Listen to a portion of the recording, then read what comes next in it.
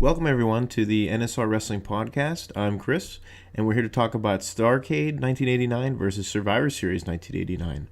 So, the 1989 edition of Survivor Series was kind of like the beginning of the new age looking Survivor Series, so to speak. The ring skirts, the promotion they made, the posters around the arena, the banners, they all had like the new updated Survivor Series logo. And that's what the logo I've come to know, and that's what the logo was going to look like, I think, till about Survivor Series 95. So that's the look and the feel of Survivor Series that you've come accustomed to over the years. So let's dive into the action. It was a pretty good Survivor Series overall. First match. Before the show started was Boris Zukov. He defeated Paul Roma. I've seen that match on other shows, on the network, on, I'm trying to think like their superstar shows, whatever. I've seen these two wrestle before. I'm sure it was a decent match, but, nothing to go crazy about. The next match would be the Dream Team versus the Enforcers. The Dream Team was Dusty Rhodes, Brutus Beefcake, the Red Rooster, and Tito Santana. They went up against the Big Boss Man, Bad News Brown, Rick Martel, and the Honky Tonk Man. Bad News Brown substituted for Akeem. Overall, I thought this match was pretty good. It was enjoyable to watch as a fan just because, Dusty was feuding with the Boss Man at the time. Tito Santana was feuding with Rick Martel. So it made a lot of sense to have these two teams go against each other. Overall, it was fun to watch. And basically, they went from this year's Survivor Series to basically a 4-on-4 format compared to Survivor Series before, where it was 5-on-5. They also got rid of the tag team survival matchup as well, which I liked. I thought they should have kept for this year's version, but they didn't. The next match is the King's Court, which is Randy Savage, Earthquake, Dino Bravo, and Greg Valentine. And Earthquake is substituting for Barry Windham, who at the time I think left the company because of his problems. The problems that Blackjack Mulligan and Kendall Windham had legally. They took on the 4x4s, which was Jim Duggan, Bret Hart, Ronnie Garvin, and Hercules, which was interesting because they split up the Hart Foundation into two different survival matches. Usually they keep the tag teams together, but this year they did a little bit differently. This was a good match. I really liked this because the length of it. I enjoyed watching, Bret Hart and Duggan, try to battle it out to the end. In a losing effort to Randy Macho Man Savage's team. But it was interesting because it was Earthquake's first pay-per-view. They made him look like, a monster heel. It was fun to watch that. It was fun to watch Bret Hart, try to survive and try to, pull out a victory for him and Duggan. But it didn't work, but it was a good match. Quality was definitely there. You could watch it and you can enjoy it. The third match was the Hulkamaniacs, which is Hulk Hogan, Jake Roberts, and Demolition versus the $1 Million Team of Ted DiBiase, the Powers of Pain, and Zeus. This was cool to watch, too, because they were, pretty much finishing up Hogan against Zeus from their movie previously that came out, I think, in, May of that year, June. No Holds Barred. That wasn't, the best movie, but it was fun nostalgia-wise to watch. But they were also building up to their No Holds Barred pay-per-view in December, which was the movie, and then the match, which was Hogan and Beefcake against Savage and Zeus. And you can see that starts to unfold after this match. In the locker room, they have a brawl. Overall, this match was pretty good. Watching it as a fan, it seemed a little bit rushed. They rushed some of the eliminations, but it was good. Almost 30 minutes. I really don't have too many complaints about it. Hogan pulls off the victory in the end against DiBiase, so I thought it was pretty strong. The next match is the Rude Brood, which is Rick Rude, Mr. Perfect, the Fabulous Rougeau Brothers, and they wrestled against Rowdy's.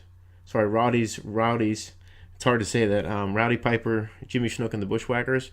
This match was okay. It wasn't anything too exciting for me, as I guess a fan to really watch. It was okay. And that's about all I really have to say about it, I guess, so to speak. It wasn't anything spectacular. It's just fun and entertaining. That's about it for that match. Then the final match we have is the Ultimate Warriors, which is Ultimate Warrior, Jim Neidhart, and the Rockers, against the Heenan family, which was Bobby Heenan, Andre the Giant, Haku, and Arn Anderson. And Bobby Heenan was substituting for Tully Blanchard at the time, who got tested and failed his drug test, so he left the company at this time. This match was pretty good. You could tell Andre was starting to wear down because he didn't really even get in the ring for the match. He got counted out pretty quickly, and that was it for him. I like this match because it showed Arn Anderson somewhat turning face in a way because he was getting frustrated with Bobby Heenan in the end. And that was kind of a way for him to exit out of the company as well, because you could see he was getting frustrated with Heenan, and Heenan wasn't really getting along with him. And, he's playing the Weasel gimmick in the character. So, I like this because the Ultimate Warrior was very entertaining in it, just beating the heck out of Bobby Heenan. So, I liked it. Overall, I thought Survivor Series 89 was pretty good. It was a good start for, the new version of Survivor Series with the 4-on-4 teams. The roster was stacked at this time, too, so it's hard to go wrong with it. And then the opposition was, the WCW version of Starrcade 1989. It was Future Shock. And this was pretty much a round-robin tournament held in December. And it featured singles, main event type tournament with Sting, Muta, Flair, and Luger. And they wrestled against each other in a round-robin tournament. Then there was a tag team division, which was supposed to be the Skyscrapers, but Sid Vicious got injured, so the Samoans replaced them. And then there was also the Steiners, Doom, and the Road Warriors. It was good because everybody at the time was kind of feuding with each other, and it was a good wrap-up of 1989 itself with the top tag teams and the top main event stars. Watching the show is very entertaining. You definitely got your money's worth with the matches. They felt a little rushed because some of them were on time limits, and that's another thing I don't really like too much about tournaments on pay-per-view, because time limits rush the matches and they rush the show too much. So that gets a little bit, I guess, annoying to me, because you're trying to enjoy the program, but also it's just so rushed that you really don't get to do so. So there was tons of great matches to watch, though. When you're watching it, I recommend actually watching the show. Let me see here. Yeah, it's round robin, so Sting and Luger wrestled. Ric Flair wrestled Muta. Sting wrestled Muta. Luger and Flair. And then there was the Wild Samoans against Doom. Steiner Brothers against the Road Warriors, I think for one of the first times ever. Also the Road Warriors against Doom. So you got it back and forth, a lot of matches. Why the Midnight Express weren't in this match is beyond me. I would think they would be more of a better substitution than the Samoan SWAT team. Nothing against them, but it just makes more sense to have the Midnight Express be the substitute team because they were pretty hot at the time. Overall, I liked Starrcade 89. Not so much of a fan of tournaments on pay-per-view, but it was good to watch, and it brings back a lot of nostalgia. Now, if you could compare the two, it's two different animals. WWF is more about, children and family entertainment at the time. WCW was more about, professional wrestling and athleticism and showing you an actual contest, or making you believe there's an actual contest going on in the ring. And they were family friendly too, but there was more of a mature wrestling audience that watched it. It was hard to really label this, who would, it was hard to determine a winner, in my opinion, but I'd have to probably go with Starrcade 89 just because the quality, I